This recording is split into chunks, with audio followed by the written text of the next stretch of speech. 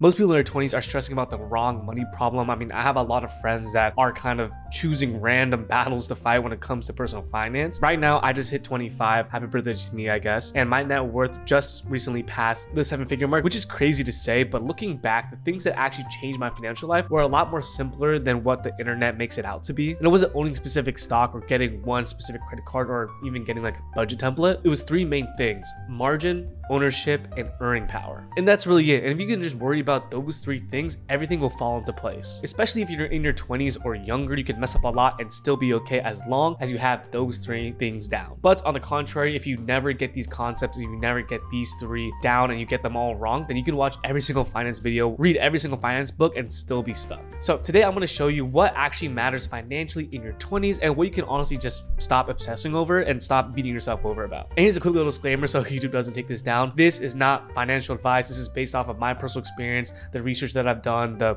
on the ground journalism I did talking to other millionaires and other successful people. And these are things pretty much that I would teach, my younger sister, my parents, my families, and things that I posted online. So take this with a grain of salt and always do your due diligence. Now, the problem with personal finance content, or kind of like the building wealth content that you see online, is that everything sounds equally urgent. It's not that the advice itself is bad. It's just not everything is like equal, at least to the stage you are in life. One TikTok will say to max out your Roth IRA, which is perfect, but then another one will tell you that you need to build a business or buy a business. Another one will tell you to start day trading and start job hopping. And then another one will talk about how renting is throwing your money away, but then another one is telling you, or maybe even your parents like me are telling you, that you must buy a house as soon as possible. It's just a lot of confusing stuff where they're not technically wrong, but it's just not all, equal, at least to where you are in life. And if you are in your early 20s, I'm talking about 21, 22, 23 years old, it already feels like you're already late to everything. And the thing that most people don't understand, which is something that thankfully I started realizing early on, is that your early 20s is not about having every single financial category or everything in your life optimized. Your 20s, or your early stages of your wealth building journey, are about building that base layer, that financial foundation that gives every future decision room to work. And that's why I just want to simplify everything into 3 things that truly matter. First, you need margin, because without margin, you are one emergency away from going backwards. Second, you need ownership. You need to stop thinking like a consumer and start thinking like an owner. Because we all know this, income alone will not build wealth unless some of that income turns into assets that will work hard for you and then build your wealth while you're sick, while you're on vacation, while you're doing nothing, while you're in your sleep. And then third, you need to be focusing on your earning power, because you cannot budget your way out of income that is small forever, and you can only save so much. And I'll be totally honest, guys, a lot of people skip the first one, which is margin, because it's quote unquote maybe a little boring. It's on the safer side, but it's probably one of the most important ones, starting out. That's why it's number 1, not necessarily your income or earning power, but the margin of safety. Now, when it comes to margin, I'm talking about a lot of different things. First, there's a lot of people out there that are making $45,000 a year who are building their wealth, while there are a lot of people who are making over, $120,000 a year who are broke, living paycheck to paycheck, to this day. I think there was an article I read where it was like the majority of people actually making over 6 figures are still living paycheck to paycheck. That's why income is not necessarily, the end all be all, but it's how much is left over. It's the margin that's left over after all your expenses. And so this is your income minus your rent, food, car, insurance, phone, minimum debt payments, subscriptions, eating out, random Amazon orders, or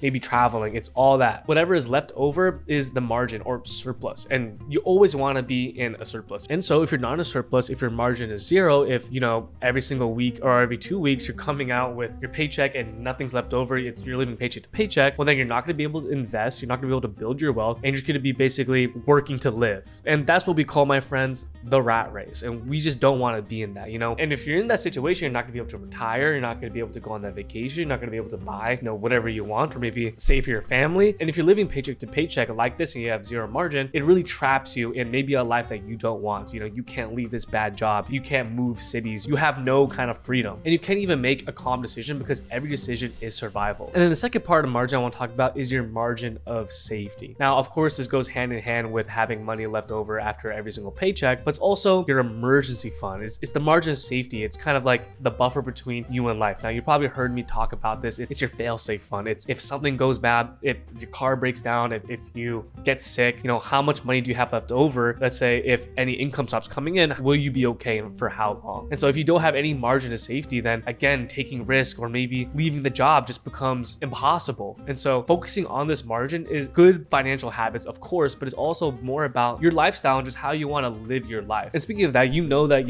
invest early, but let's just say you're trying to do this, you put all your money into the stock market, but you have no margin of safety. You're putting everything in there. Let's just say inevitably something happens. Life always happens. Let's say you have some sort of emergency expenditure where you're not gonna be able to invest consistently, or you're gonna go into credit card debt. That is not wealth building, that is financial whiplash. And so that's why this phase is super important. This concept is super important, more for the psychological and freedom that it gives you, just so you can be, financially responsible. And so right now, I want you to ask yourself, or even comment down below, do you have money left over every single month from your paycheck? Are you saving money? But also, do you have a fail-safe fund if any emergencies happen, or maybe you can't go to work? Do you have those? Let me know down below, and just so we can have like a heat check to see if you guys are listening, or you guys are financially ready like that. Because if the answer is no, the goal is not to become this day trader or this business owner. Is to create that margin of safety. And you can do this in very different ways. One, it could just be lowering your expenses, living with roommates, staying home at longer if you have that option. Obviously there's a lot of different more reasons, but there are other ways too, like driving that boring car, not getting that brand new car that a lot of people for some reason gets when they start getting money. But it also could be deleting those subscriptions, not paying those things that are silently draining you money. But if you want to be technical smart about it, this is what I recommend. It could mean moving money automatically before you can spend it, just so you're prioritizing your future, or saying no to a lifestyle that your income cannot afford. And I know, again, this is not sexy, this is not fun, nobody wants to hear save your money, life will happen, but it's the hard truth. And if you don't believe me, here's a screenshot of my emergency fund that I have right now. Right now it's a little bit high just because I have other savings goals, and I have it in a high yield savings account. Basically, you shouldn't keep any of this money that you're saving in like a regular bank account that gives you, I think, like 0.042% in interest, basically zero. You want to keep your savings in a high yield savings account that gives you way more, I think like 3 to 4%. This way you're basically generating passive income just by saving money that you're already going to save. It's pretty much the same thing. It's safe, you can withdraw whenever you want, and it's completely free to sign up. And if you're looking to sign up for a high yield savings account and you don't have one right now, I'll leave a description of my favorite ones down below. The second thing that really matters in your 20s is ownership. It's shifting your mindset from a consumer to an owner. Now, here's what I mean. Making money is not the same thing as building wealth. As we just talked about before, it doesn't matter how much you make, it's how much you keep. But saving is not enough. Just saving will never make you rich, it will never build you wealth. You need to become an owner. You need to have assets, because you can still make a lot of money and own nothing and still have to retire when you're 70 years old. If you have no investments, no equity, no business, no assets, well, then you just have a lifestyle that needs next month's paycheck to survive. And so this is a trap that a lot of people fall into when the money and all the expenses and everything start to really pile up and start to feel real, especially in their 20s, when they actually start to get a good job and start to make more money. They get the promotion, they get the better paycheck, and then they start to slowly start upgrading their lifestyle and buy the things that they've always wanted to buy. Better apartment, better car, better restaurants, better vacations, better clothes. And again, I'm not against it. You should reward yourself. But if every raise that you get, every extra dollar that you make turns into a nicer lifestyle, and none of it turns you into some sort of ownership, if you're not being smart with it, well, then that light at the end of the tunnel, where the point in life where you can stop working, stays there. And the point is not to just like save all your money just for this imaginary retirement. Who wants to be rich when they're old? But it's just to be a little smart. You don't have to never spend your money and never enjoy your life. I'm not saying that, but every single dollar that you put into the stock market or into some sort of assets is an employee that will work for you day and night, no matter what, to make you richer. And that's why I care about and love investing so much. And that's why I've been screaming it on the top of my lungs to invest, for the past 6 years, especially if you're young. And that's because investing is a way to make the money that you worked hard for work harder for you, so that you don't have to work as hard, and so that you can retire early, so that you can just focus on better things in life, which is like, being happy, maybe finding that relationship, or doing the things that you want to do, traveling the world. And if you're just living paycheck to paycheck and you're in that, that rat race, then it's going to be really hard if you're not investing into assets and becoming an owner. And so that's why in your 20s, the point is not to look rich, is not to try to be the most flashiest, but it's to quietly buy the things that will make you rich later. You still want to enjoy your life, obviously, right? But you want to have that in the back of my mind, that every single dollar that I put into the stock market is another minute or another hour that I don't have to work when I'm a lot older. And so this might be through just a regular investing brokerage, a Roth IRA, a 401k match, buying ETFs, buying individual stocks. But also, you don't have to just own equity in a business. You can own the actual business. You can start your own personal brand, your own business, your own side hustle, stuff like that will help you and pay you dividends in the long run. And again, it's all about also the habits and the mindset that you get put into. That's really all that matters. And just to give you a little extra motivation right here is my literal portfolio right now. I started this when I was dead broke, had no idea what I was doing, but I knew the power of investing and I just went with it. I failed a lot. I lost a lot of money, but I stuck with it learned, earned my stripes throughout the way. And as I made more money, I invested more money. And this is kind of what we're dealing with. And right now I'm seeing, the fruits of my labor. I'm actually seeing compound interest at work. And if you need a little more help investing, I also created a free 5 steps to investing guide for beginners. We'll just walk you through everything, the counseling you need, kind of what you need to get started.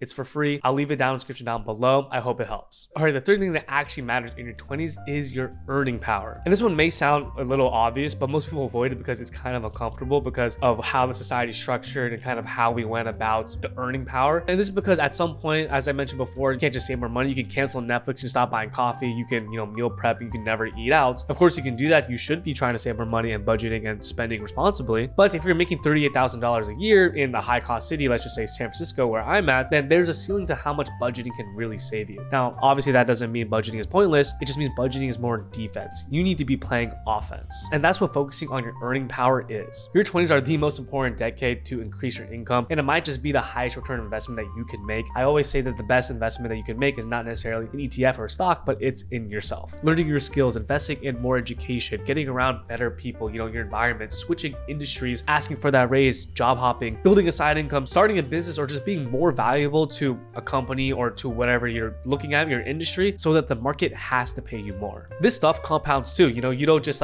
decide one day and you're going to be like, oh, I'm a high value man, I deserve $200,000 a year. This thing compounds. And of course, that's all about your daily actions. And also, a lot of people think it's not truly worth it. So let's just say you have a side hustle that makes you $500 an extra a month, which is not super hard, right? You can do that just by reselling on eBay or maybe doing TikTok shop or even doing DoorDash. This is super doable. That $500 a month is pretty life changing. If you just invest that $500, that's like over $1 million compounded over the next 40 years in a Roth IRA. Or it's helping you cover, some utilities, some grocery bills, and just alleviates a little more stress. That's pretty life changer. And this is also why I don't like when personal finance content creators make people feel guilty for every small purchase. Yes, of course, spending money matters, but the goal is not to live your entire life scared of a $6 coffee. The goal with everything like this, with increase your income, investing, is to build a life where that $6 coffee is not a thing deciding your future. If you're still making a lot of money, if you're on your financial journey, but every single dollar is dictating your mood, your life, you're still being controlled by money. The whole personal finance journey, building wealth, is all about freedom from worrying about money. And this only really happens when you combine everything that we just talked about. But increasing your earning power is a very important step to do so. All right, so here's the part that may be a little controversial and make a lot of people mad. There's a lot of things that people worry about, and a lot of people make a lot of articles and content about that in your 20s doesn't really matter as much as people really think. Having the perfect credit card setup doesn't really matter. Who cares? You have an Amex Gold or Amex Platinum. Doesn't really matter. It's just you're just getting that for your status. I mean, I did. The only reason why I got the Amex Platinum is because it looked pretty and I wanted to, signal that I have status. Literally, it doesn't matter. Whatever credit card you have, it doesn't matter. You can have one credit card and you're going to be better situation, if not the same, as someone who has 11 credit cards. Especially if you're carrying a balance and you have a bad credit score. Having the perfect investment strategy doesn't really matter as much as people really think. You can literally just buy one single ETF that covers, the S&P 500 or even the total stock market index fund, and you'll be chilling. You don't need to be invested into 100 different companies. You don't need to be glued to the stock market to make a lot of money investing. You can literally just buy one ETF and buy everything. Doesn't really matter too much. Whatever car that you drive doesn't really matter. Again, it's just a status symbol. Doesn't matter if you're financing it and you can't really afford it. I know a lot of people who bought new cars that are still paying a $700 monthly payment on it. Doesn't matter. It's dragging you down, honestly. The exact net worth that you have right now doesn't really matter. What matters is the direction and the financial habits that you're building. And of course, if you're enjoying your life. I always like to say, it really doesn't matter how much money you make. If you're kind of living like Scrooge McDuck and, maybe a Mr. Krabs type of lifestyle, who cares? I'd rather have an empty wallet and a house full of love than, a wallet full of money and hate my life 24/7, but each to your own. And even your first job title or how much you're making at your first job doesn't really matter. What matters is that you're building the skills, you're building, that rapport, that identity capital that will increase your earning power later on. And even being behind doesn't matter as much as you think. A lot of times we're just comparing ourselves to people online on social media, and we're giving ourselves these delusional goals to be a millionaire by 18. When I was 18, I was I want to be a millionaire by 20. And that's just because I saw these kids drop shipping, whatever, on Facebook, became millionaires on there. I was I want to be that. It doesn't really matter. Again, what matters is the trajectory that you're on and the character that you're building while you're on this journey. And so if you want a simple filter, just use this. Does this decision increase my margin? Does it increase my ownership? Or does it increase my earning power while still letting me live a happy and fulfilled life? It's not going to be easy. I mean, this is like the hardest questions that philosophers and